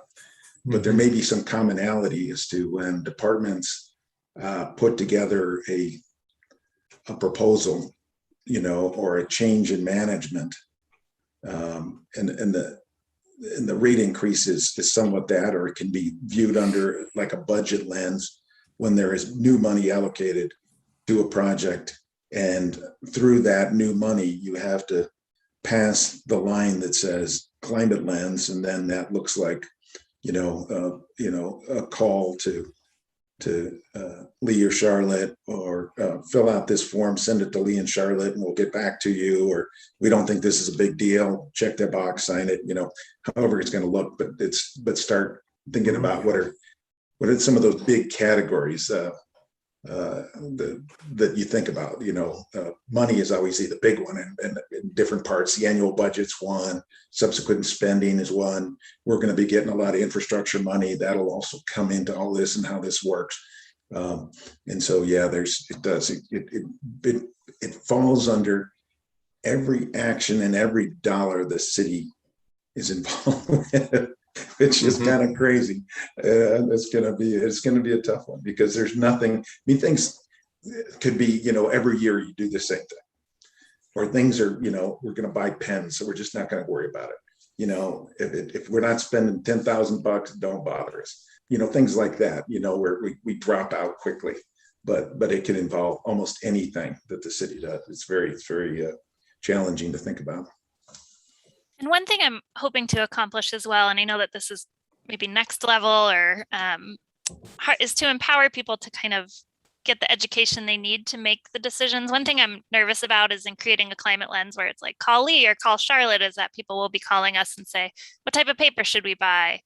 What's the best electric vehicle to buy? And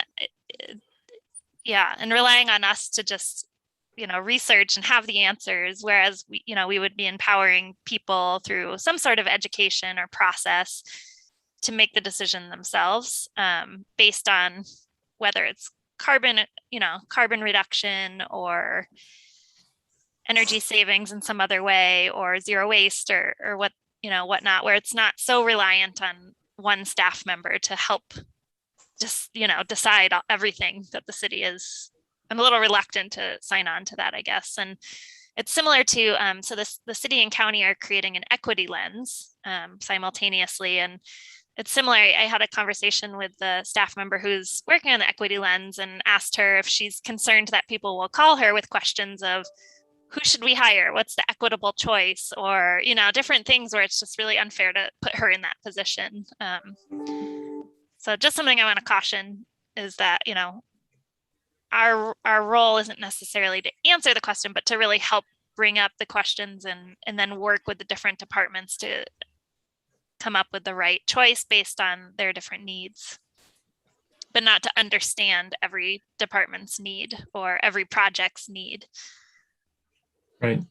Yeah, and one quick thought on that is, they're government agencies and corporations alike are all having to do this. So there's got to be tools, whether they're something you use online, or some sort of database tool, or some sort of logic process. One of the things that we should assign to ourselves is just do some online Googling and see if these tools already exist that, IBM or, the state of Georgia has done. I don't know. There's got to be some other folks that have done this. And so let's hope not to have to reinvent the wheel.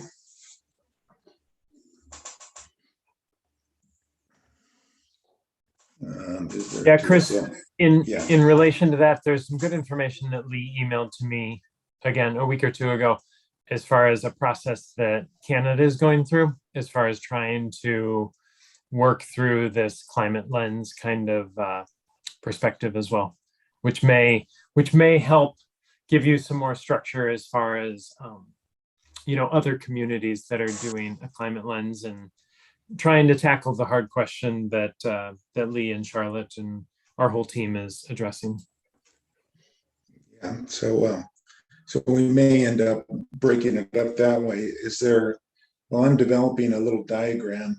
Some of the other folks on that team might just do some Google searches or about other existing tools that are out there. It's a good idea. And yeah, and the conceptual nature of it is going to be maybe a little hard at the beginning, but if we at least start putting some things to paper, maybe that'll help us nail down the conceptual part as well.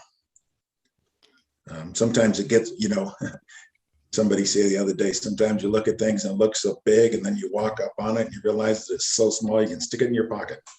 And so that's kind of what we're at with this thing. It's looking like, oh my gosh. And so let's just walk up on it and grab a piece and see what happens.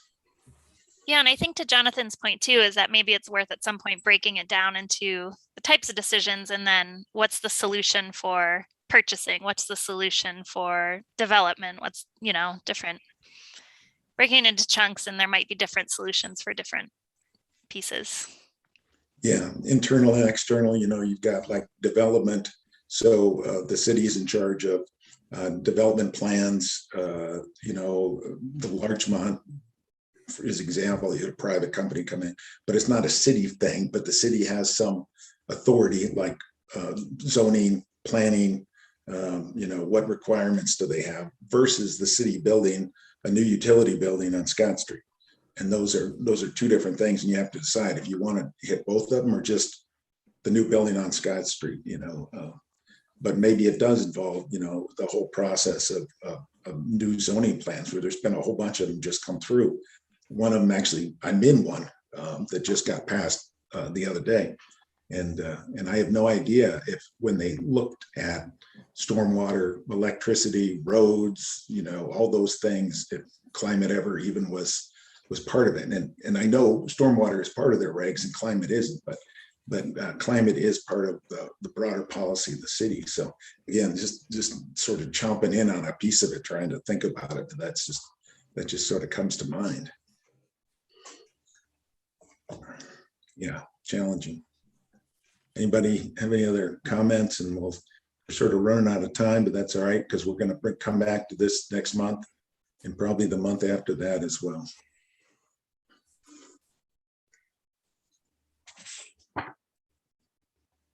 All right, one of the things I wanted to talk about, mostly because I didn't have it on the agenda as much as I want, but maybe for next meeting we can find some way to formally act on this, but I am going to share my screen.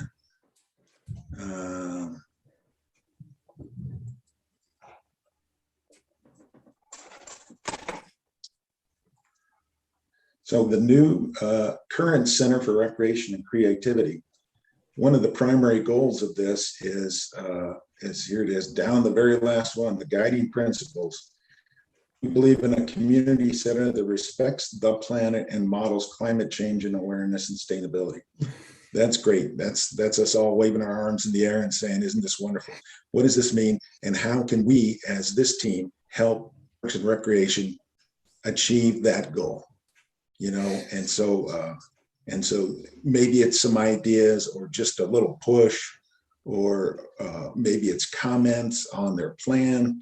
They're a little farther along. This is often what happens to us. We always come a little day late and a dollar short because there's so much going on, like the transportation plan that's now recently been adopted.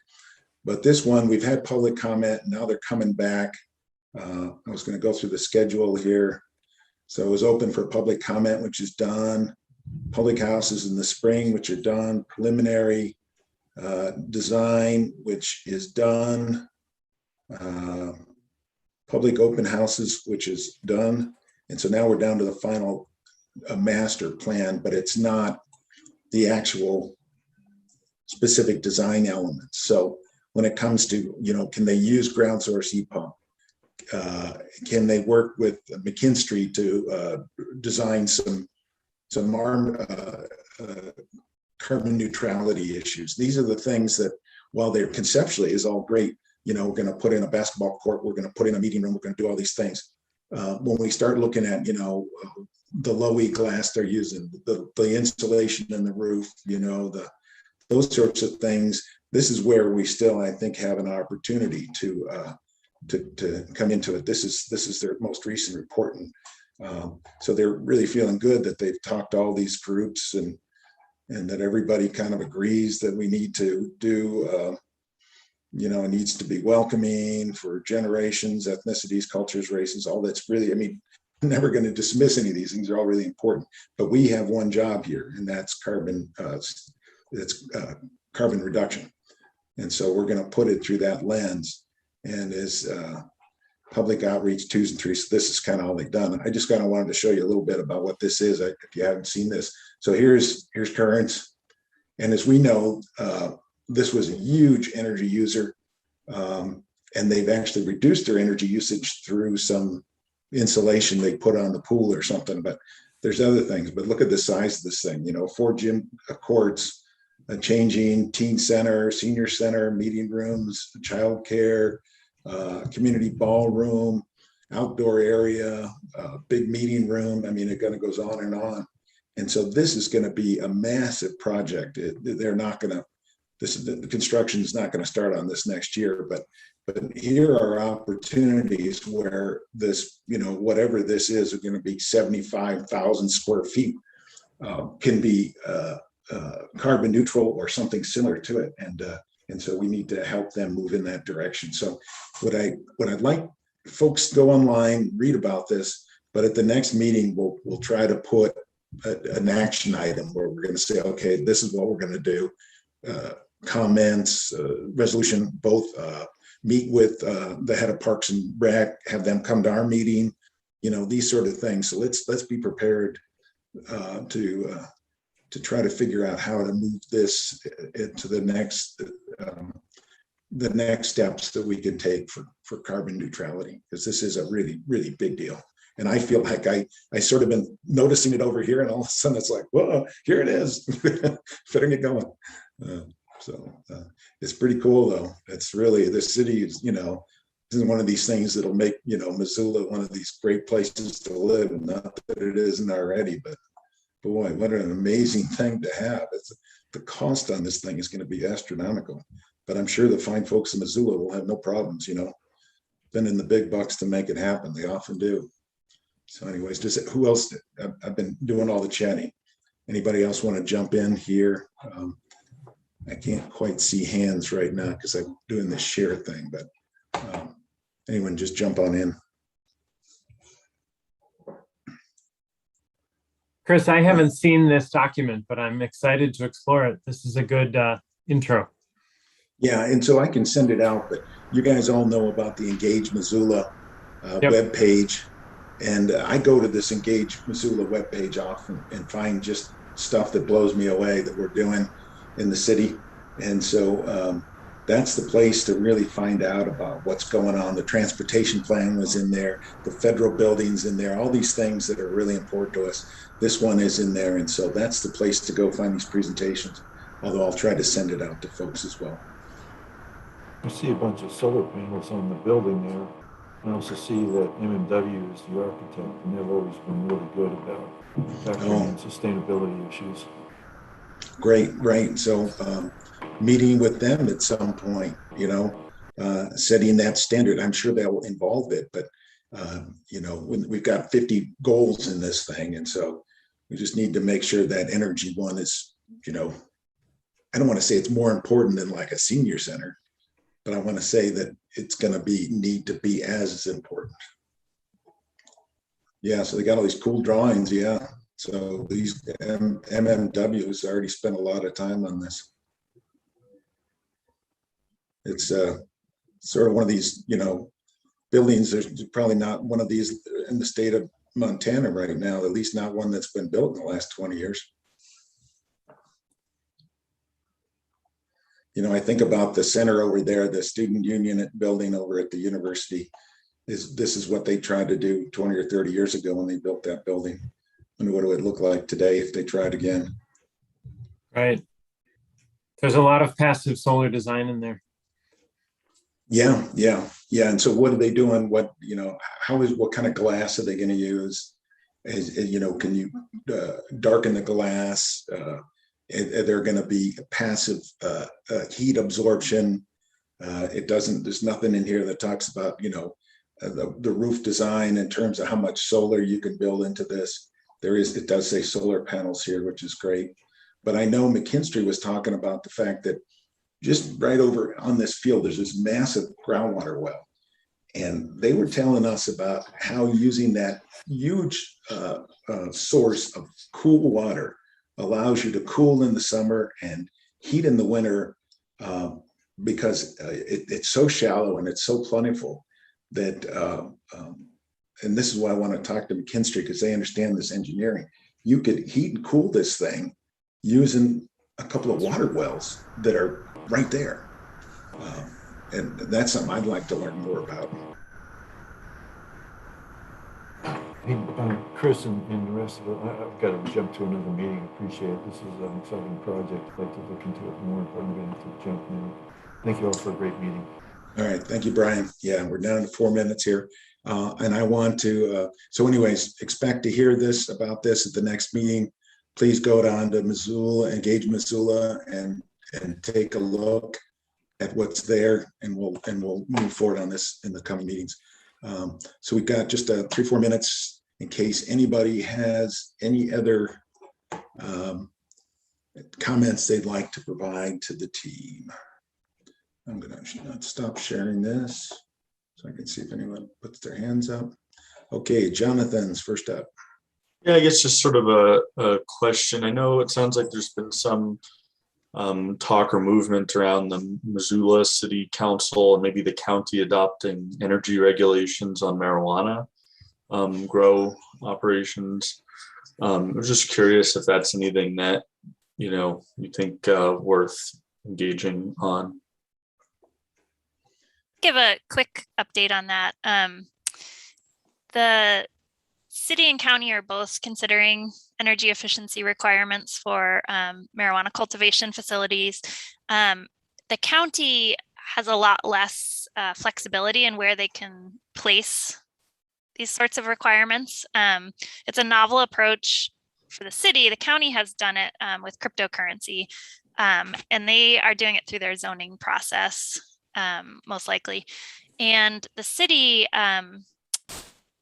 is considering it as well, and we have been directed to look at some energy efficiency requirements for cultivation. And originally we're looking in Title 20, which is the current process that's going for recreational marijuana in advance of January 1st, which is when the existing medical cultivation facilities can switch over to recreational.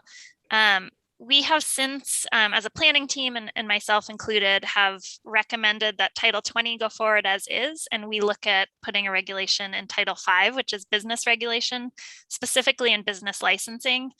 The reason for that is if it were to go through Title 20, any sort of existing cultivation facility would be exempt from future regulation. They're kind of grandfathered in. Whereas with business licensing, we would be able to kind of catch all cultivators in their yearly licensing renewal process.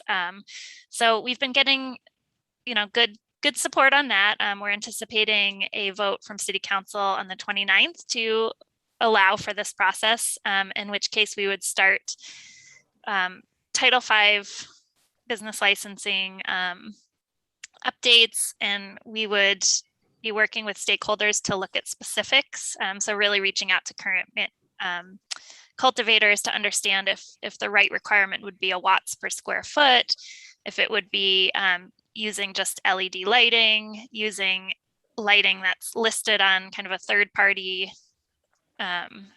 consortium website, which a lot of other communities are doing, and allowing for exemptions for on-site renewable energy or purchased renewable energy. So we're really not sure what the requirement is going to be yet, but we do understand that we've gotten direction to place a requirement, which is new for the city of Missoula. So it's pretty exciting.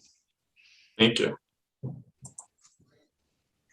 right. So the answer, Jonathan, it sounds like yes. It's thankfully Lee and their department are already involved. It'll be interesting because to put a requirement about energy usage for a single business license that doesn't apply to any other business license, that seems a little bit shaky to me. Like, you can't just do it to these guys and not to those guys. And I understand that there's a separate state regulation to deal with recreational marijuana, but not within the city confines. So yeah, I think that one's going to be, not that it isn't a good idea, but kind of a heavy lift, I would think. Yeah, in the state statute, they did allow for specific regulation for the public health and safety aspect. And so we're arguing that climate action is a major public health and safety issue. And so feeling confident moving forward in that realm that we can argue that the vast energy used in marijuana cultivation, which is, 8 to 10 times, general use, is argument enough that they're contributing to climate change. Right, and we weren't involved with the county's cryptocurrency process, but that one was easy because it only applied to new ones, and it didn't, forbid them. It just said here's the requirement for energy sourcing, which was renewable. So yeah, it'll be interesting. And marijuana, huge amount of energy to grow that crop. All right, anybody else? Any other last minute comments for the good of the order? All right, seeing none, we're going to adjourn the meeting. Our next meeting should be at the regular bat channel, second Tuesday. Just 3 weeks from now, right? Oh yeah, we're that's 1 week right. later. Yeah, although between now and then, we are going to start working on addressing changing times and dates. I don't know if it'll happen before the next meeting, but I'm going to initiate that process. Hi, Chris. Don't forget to include our office in that. Sure. Yep, sure will. Yeah. And I probably got a few questions for you in terms of what your availability is as well, obviously. Sounds good. Thanks. All right. Thank you, everybody.